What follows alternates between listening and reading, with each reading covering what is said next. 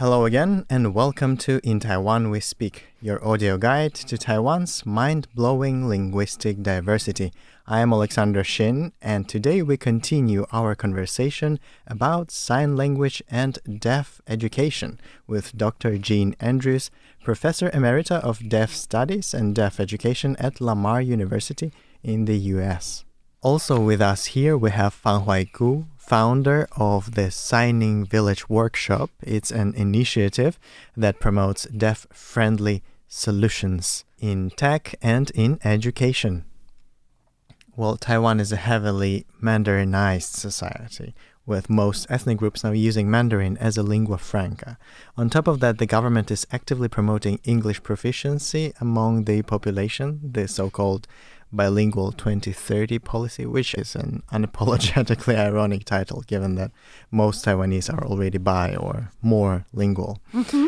Where does this leave the deaf community of Taiwan, especially those who advocate for sign language-centered education?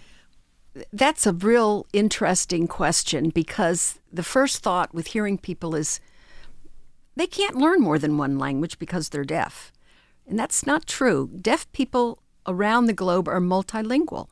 They learn multiple sign languages, and some learn multiple spoken languages.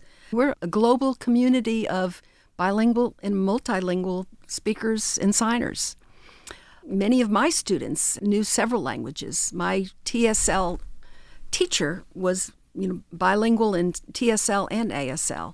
So I don't think we should shortchange deaf people. I think we should provide them with access to these languages and provide them with good teaching. Just off the top of my head, do you think that adding ASL into curriculum for kids here to learn to access a more popular, more global, I would say, sign language would be a good idea? I do. I know the curriculum is very full, and let me tell you why. Many deaf people from Taiwan go to America to study.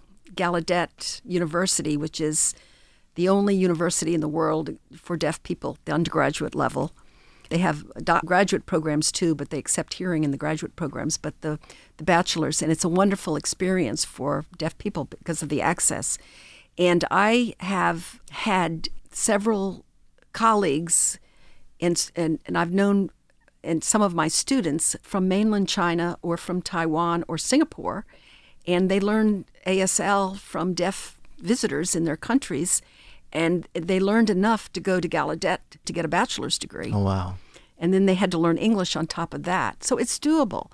Deaf people are language learners, and they need access. Instead of all this focus on a spoken language, open the door to other sign languages. It would be an enrichment and enhancement and prepare them for higher education if they wanted to leave Taiwan for college, to get into a college with more support services. My understanding is that the support services for deaf people through sign language at Taiwanese universities are not as strong as they could be.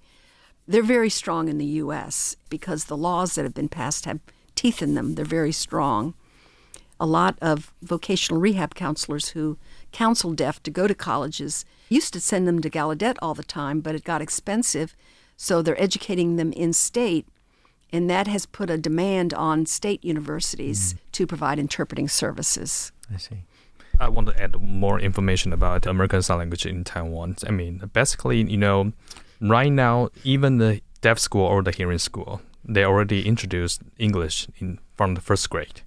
In the deaf school, deaf kids learn English by American Sign Language, especially later, because in Taiwan, we don't have in Taiwan Sign Language for the English later. For example, like A, B, C, D. So they adapt American fingerspelling to the A, B, C, D for the fingerspelling for the letter.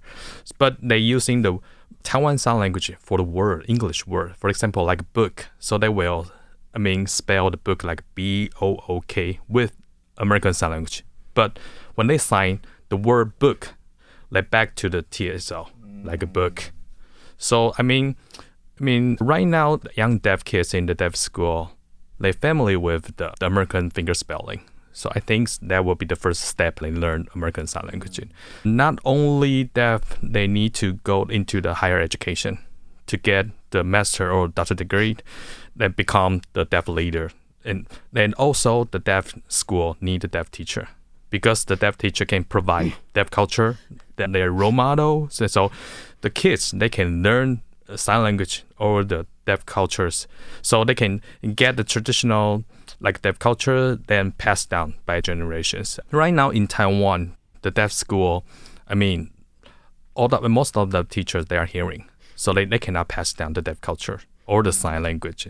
Even like a sign name is a very, very traditional deaf cultures in, the Taiwan Sign Language, also in American Sign Language. So we have two names. For example, I'm Fanghuai Ku. So I have my Chinese sign for that. But I have my sign names. So they will observe your body movement or what is your looks like or your shapes, and they'll give you the sign names. I think this is very important to deaf kids. This is from their deaf teacher. So I think it's very critical, very important to the deaf school. They have deaf teachers in the school. Yeah. That was very interesting. I did not know that children in Taiwan were learning the fingerspell. And just to add to Fenghuai's explanation, the ABC of the American alphabet, the fingerspelled alphabet, uses many of the hand shapes that are found in ASL. For example, this Wait, is so... We're in between four languages now. Could you repeat, please? Yes. So, for example, the fingerspelled alphabet matches to English letters. Right. Okay. A, B, C, and some of them actually look like English letters. Mm-hmm. Like this looks like a C. Mm-hmm. And this is the fingerspell hand shape all the way to Z. And some of those follow American Sign Language hand shapes for signs. For example, this is the fingerspelled hand shape for A, okay? But this is the sign for not. N-O-T, not. This is, able starts with an A. This is the fingerspelled hand shape for U, but this is the sign for train, and this is the sign for egg. So if they learn the fingerspelled alphabet to go to the English, then when they learn ASL, they already know a lot of the hand shapes to learn the meaning for the signs. They're multilingual in first grade. Right. So by that, you're saying that Taiwanese kids who know the American fingerspell will have easier time learning the actual signs of American Sign Language. Correct. But also poor Taiwanese kids, oh my God, so much put on them. And now imagine if parents speak Mandarin and Taiwanese and indigenous language. When you're putting that on them, that's good. They like it. But the constant repetition of trying to learn to talk, that's what creates language deprivation, because you're wasting all of this time. I'm not saying that speech is not important. It is important for some kids, but it's a matter of how much time you're allocating to it. What if parents start sending their kids to Cram schools for ASL? ASL immersion schools. Yeah, but in Taiwan we have this whole problem of Cram schools where parents send their kids to learn English, better their future opportunities. I generally don't support a Cram school culture in Taiwan. I think that's dehumanizing. I would support Cram schools for TSL, and I think you would too. If teachers aren't using it, but parents realize it's important. I would call it immersion, though, rather than cram. Minus cram. Cram is not something that we like, I think. Yeah. We're coming to our last question for this episode. So I think it was evident from our conversation that the U.S. is often considered way ahead of Taiwan when it comes to sign language promotion and to deaf education in general. From your experience, what is something that Taiwan could perhaps teach the world? Well, they are ahead. I'm thinking of two things. One is that they're allowing it to be taught in elementary schools. To my understanding, ASL is only allowed in high schools. I could be wrong on that. I would have to check my facts on that. Taiwan is ahead in that they offer it as a second language from first grade to post-secondary. The other area where Taiwan is way ahead is, you're the chip manufacturers of the world, and the hot topic now is gesture to speech and text recognition. And there are all sorts of projects you can see on the internet from all over the world that look at a deaf person. They'll have a project where a person is signing, and a computer screen, they're picking up the print. It's being translated into print, or it's been translated into voice. And I think that's going to be a big game changer and a big tool for interpreters. I was at the Tainan school 2 days ago. We had a technology panel.